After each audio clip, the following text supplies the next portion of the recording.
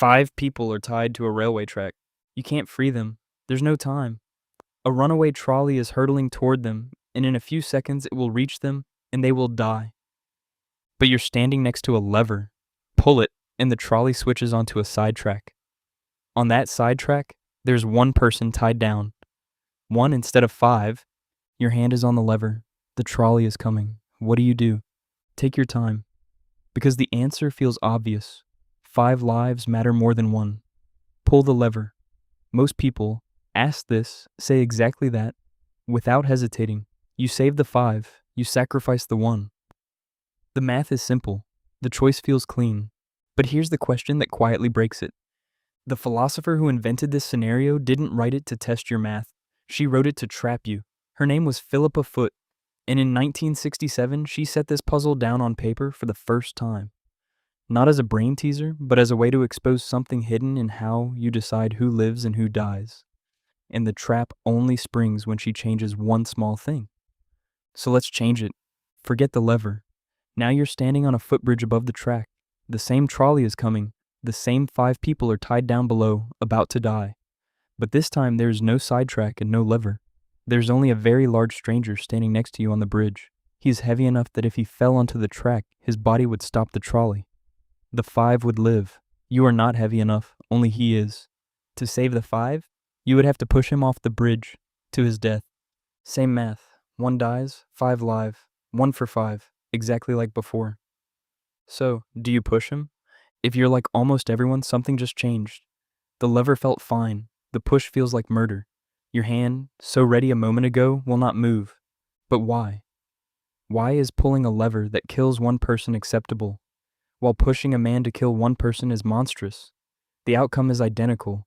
1 dead, 5 alive, either way. If you were really just counting lives, the 2 cases would feel the same. They don't, not even close. This is the trap Foot built, and the philosopher Judith Jarvis Thomson sharpened it into the form you just felt. Thomson is the one who gave it the name the trolley problem. She is the one who put you on that footbridge. She wanted to know what you would do when the cold arithmetic stayed exactly the same. But the act of killing became personal. One answer to the puzzle is centuries old. It's called the doctrine of double effect, and its roots reach back to the medieval thinker Thomas Aquinas. The idea is this: there is a moral difference between harm you cause as a means to your goal and harm you cause as a side effect of it. On the bridge, the man's death is the means. You are using his body as a trolley stopper. If he somehow survived the fall, your plan would fail. You need him to die. At the lever, the lone person's death is not your means. You're trying to divert the trolley away from the 5. If that 1 person somehow slipped their ropes and walked off the sidetrack, you'd be delighted. Your plan still works. Their death is a tragic side effect, not the tool you're using. Means versus side effect. To many people, that distinction feels like it captures something real. You are allowed to redirect a threat. You're not allowed to use a human being as an object. That second idea has a name too. The philosopher Immanuel Kant argued that you must never treat a person merely as a means to an end. A person is not a thing, not a sandbag, not a brake, not raw material for someone else's plan. On the footbridge, that is exactly what the man becomes. At the lever, the one on the sidetrack is not being used for anything. He is simply, terribly, in the way. But hold on, doesn't the man on the sidetrack end up just as dead? He never agreed to be in the way. From where he's standing, the elegant difference between means and side effect is not much comfort. He dies because you decided 5 strangers were worth more than him. This is where another whole tradition pushes back, hard. The utilitarians, thinkers in the line of Jeremy Bentham and John Stuart Mill, would tell you to stop flattering your own squeamishness. The right action, they say, is simply the one that produces the most well-being for the most people. 5 lives outweigh 1. So in both cases, the lever and the bridge, you should act. Pull. Push. Save the 5. Your reluctance to shove the man isn't moral wisdom. It's just a feeling. A deep, evolved discomfort with getting your hands dirty. And that feeling is quietly killing 4 extra people. That's the uncomfortable part. If the utilitarian is right, then your refusal to push the man isn't innocence. It's a choice. By keeping your hands clean, you let 4 people die who did not have to. Doing nothing is still doing something. You don't get to step back from the lever and call yourself blameless. And then it gets worse. Thompson made it worse on purpose. Imagine a surgeon. 5 patients in her hospital are dying. Each one needs a different organ, and none of them will survive the night without a transplant.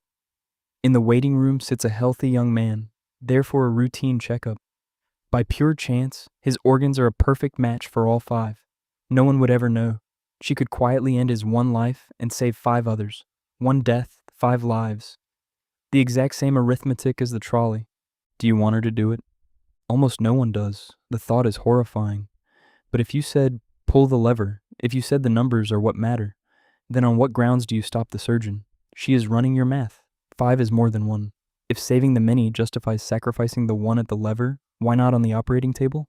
Suddenly the clean answer you started with, just count the lives, has carried you somewhere you absolutely refuse to go. A neuroscientist named Joshua Green decided to look inside the brain while people wrestled with exactly these cases. He slid them into a scanner and watched, and he found something strange. The impersonal version, the lever, lit up the cool, calculating regions of the brain, the parts you use for arithmetic and planning. The personal version, shoving the man with your own 2 hands, lit up the emotional centers, the ancient circuitry of empathy and disgust. It was as if 2 different systems inside your skull were fighting for the wheel. One does the math, the other recoils. And which one wins depends not on the logic, but on how close, how physical, how personal the killing feels. Which means your moral compass might not be pointing at truth at all. It might just be reporting how directly you would have to touch the blood. And do you think this stays on the tracks? It doesn't. A government weighs a policy that will save thousands of lives but cost a few hundred. A self-driving car must be programmed right now by someone to decide who it hits when a crash becomes unavoidable. A doctor in an overwhelmed hospital decides which patient gets the last ventilator and which one doesn't. Every single one of these is a trolley problem wearing ordinary clothes. Everyone asks whether 5 strangers outweigh 1, and whether it matters if you pull a lever, type a line of code, or look the person in the eye. You make versions of this trade more often than you'd like to admit. You just don't usually have to watch the face of the person on the other track. So here's where it leaves you. There's no answer that survives all the cases. Say the numbers rule, and you will have to defend the surgeon. Say that some lives can never be used as tools, and you will have to stand at the lever and let 5 people die when you could have saved them. Every exit from this maze cost you something you would rather keep. Philippa Foot did not build this to be solved. She built it to show you that the clean, obvious thing you were so certain about falls apart the moment the lever becomes a pair of hands. 5 people are tied to a railway track. Your hand is on the lever. And whatever you choose, pulling, pushing, or standing perfectly still, you have already decided that a human life can be set on a scale and weighed. The only questions left are whose and how close you're willing to stand while it happens.